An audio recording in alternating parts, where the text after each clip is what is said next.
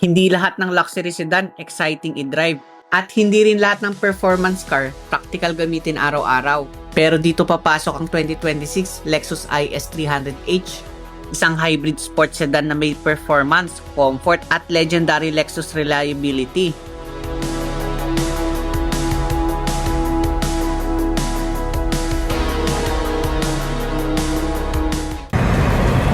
Okay din yung power niya. Well-balanced naman yung cornering niya. So kahit iliko mo siya ng sagad, alam mo balanse ka na hindi tatao.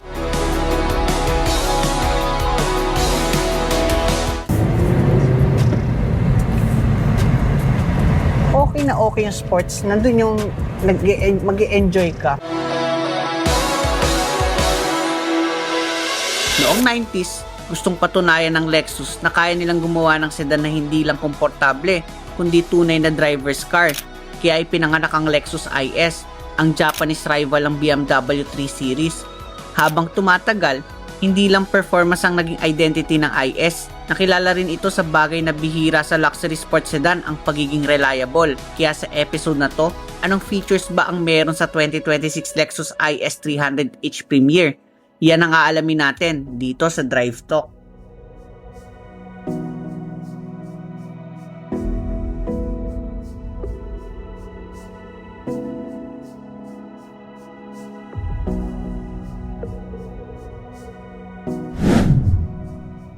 Ngayong 2026, mas naging agresibo ang dating ng Lexus IS, pero hindi binitawan ng classic sporty DNA. Sa harap pa lang, mapapansin mo agad ang mas malapad na spindle grille na nagbibigay ng mas premium at mas intimidating na road presence. Yung LED headlamps, stick pa rin at equipped with auto leveling, kaya classy tignan, lalo na sa gabi. May headlight washer din, pero walang fog lamps dito. Side vents lang na lalong nagpapatalas ng sporty character ng IS. Pagdating naman sa likod, malinis pero eleganting sporty ang vibe. Nandiyan ang LED rear combination lamp, habang bulb type turn signal pa rin ang gamit. Nasa glass naman naka-indicate ang antena para mas refined ang overall look. Sa side profile, sobrang linis ng proportion. Low, sleek at athletic ang tindig. Black side mirrors with integrated repeaters. Habang yung chrome lining sa windows ang isa sa easiest giveaway na hindi ito yung F-Sport variant. Premium pero understated kumbaga. Practicality, hindi rin nagpahuli. UV protected ang glass kaya dagdag comfort sa init lalo na sa long drive. Pero ito ang isa sa talagang nagpapapogi rito, yung 19-inch alloy wheels wrapped with Bridgestone Potenza tires. Sakto yung fitment, planted, sporty at talagang bagay sa aggressive stance ng IS. At syempre may forefront at 4 rear parking sensors ka na, plus 360-degree camera. Kaya kahit tight parking spots, kampante ka pa rin. Overall, itong facelifted Lexus IS parang gentleman na marunong makipagbardagulan. Classy tignan pero may angas kapag kailangan. Maluwag ang cargo space nito pero kapag punuan na ng luggage, medyo compromise dahil sa spare tire. Pero good thing, sa panahon ngayon na puro tire repair kit na lang, ito may spare tire pa rin. Malaking plus yan para sa isang sports sedan. Sa gilid, nakapwesto ang battery habang nasa ilalim naman ang tools kaya malinis pa rin tignan ng compartment. May ilaw din sa taas kaya hindi hassle maghanap ng gamit kahit gabi. At kung bitin ka pa sa space, pwede mong itupi ang second row at mas lalaki pa ang cargo area. Pagdating naman sa performance, equipped naman ito ng 2.5 liter 4-cylinder 16-valve DOHC, dual VVTi, hybrid engine, paired with ECVT transmission. May maximum output naman to na 181 horsepower at 221 Nm torque. Kaya kayang-kayang sumabay kahit spirited driving o long drive. At syempre, hindi mawawala ang safety features dahil loaded din ito sa tech. At ito naman ang mga inclusions.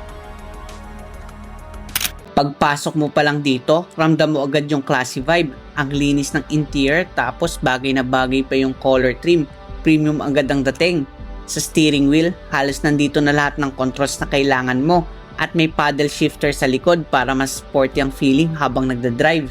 Sa likod naman ng steering, makikita ang controls para sa auto trip, 360 camera view at pati sunshade control. Habang sa kabilang side naman nakapwesto ang electronic parking brake, Digital ang instrument cluster kaya modern na modern ang dating sa driver's seat. Pero isa sa pinaka eye-catching dito yung bagong 12.3-inch touchscreen display. Dito mo na makikita halos lahat. Maps, aircon controls, tire pressure monitoring, at iba pang vehicle information. Kaya sobrang techy ng vibe. Equipped with Mark Levinson ang sound system nitong IS. Sa baba naman, nandyan pa rin ang physical aircon control, ambient lighting, 2 Type-C port, wireless charger, driving mode selector, 2 cup holder, center console, at glove box na medyo maliit yung space. Sa taas, loaded din. May electrochromic rear view mirror, LED cabin light, sunroof, at sun visor with mirror, lights and ticket holder. Detalye pa lang, panalo na. Driver seat, hindi tinipid. May 10-way power adjustment with memory seat, adjustable headrest, ventilated seats, at power tilt and telescopic ang steering adjustment. Kaya madaling hanapin ang perfect driving position. Sa harap, sakto lang ang legroom, pero medyo mababa ang headroom dahil sa sporty design nito. Sa likod naman, comfy pa rin. Take note, 2-seater setup lang talaga ang pinaka-ideal dito dahil mataas ang center tunnel, kaya hindi practical upuan ng gitna. Pero hindi pa rin bitin sa likod dahil may rear aircon vent, 2 Type-C port, armrest with 2 cup holder,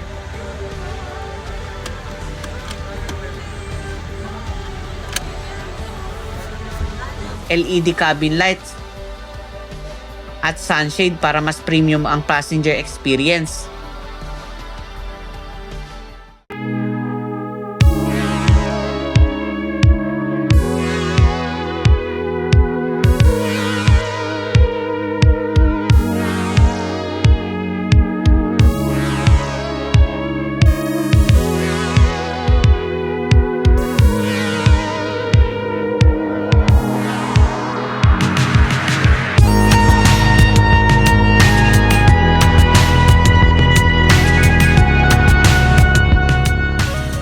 So ngayon, subukan natin tong Lexus 300h, yung pinakabago niya ngayon. So ito na yung 2026 model.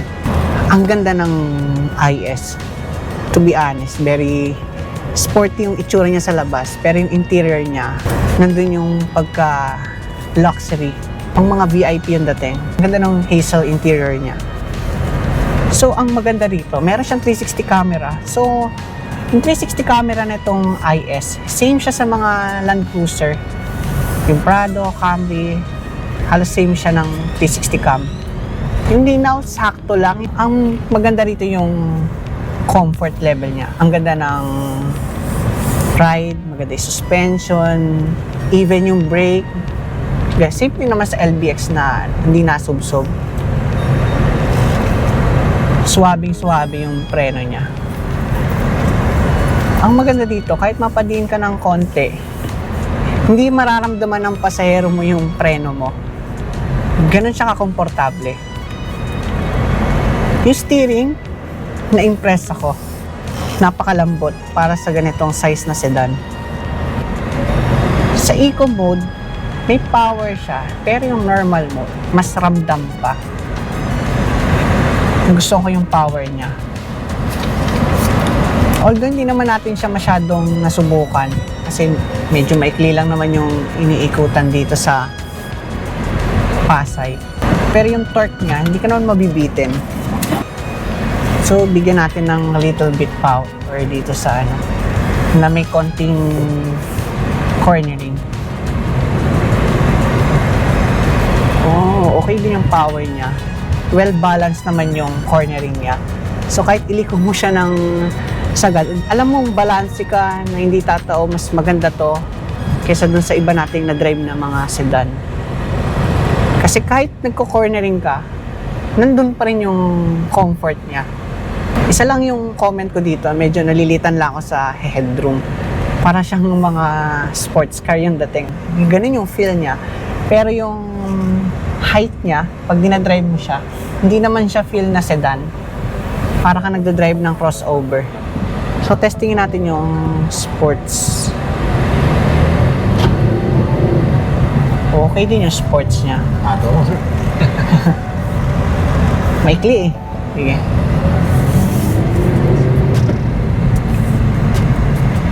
Okay na okay yung sports. Nandun yung mag-enjoy ka.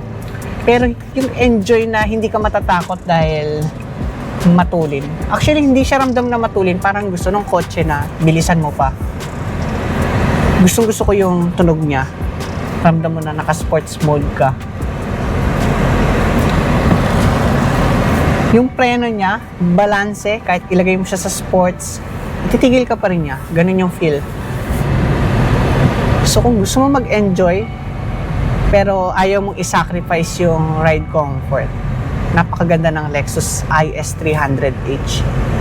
Hindi ko naririnig yung road noise actually, kahit naka-sports mode. Maririnig mo lang talaga yung engine noise niya, which is nice kasi naka-sports mode ka.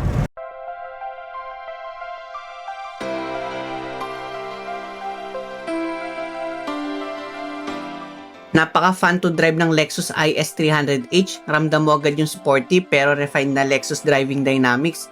Sobrang tahimik ng cabin. Tipong premium experience talaga. Solid ang comfort at luxury feel. Parang gusto mo na lang mag-long drive buong araw. Ang cons lang dito, medyo mababa ang headroom lalo na kapag matangkad ka.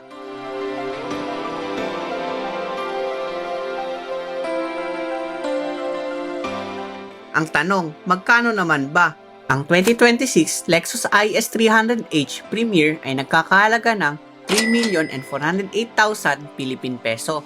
Since bagong labas tong IS 300h, available pa lang siya sa kulay na graphite black with hazel interior. At kung gusto mo ng kagaya ng kulay ng demo unit na Sonic Quartz, pwede siyang i-pre-order na may 3 to 6 months na hintayan. At kung hanap mo naman ng Lexus cars, visit lang sa Lexus Manila Gallery at hanapin si Sir Chi Javier. For inquiries, sabihin mo na lang na napanood mo dito sa Drive Stock by Aljay. At kung nagustuhan mo naman ang episode na to, don't forget to like, comment, share, and subscribe. At i-click mo na rin ang notification bell para lagi kang updated. Kita-kits sa next episode ng Drive Talk.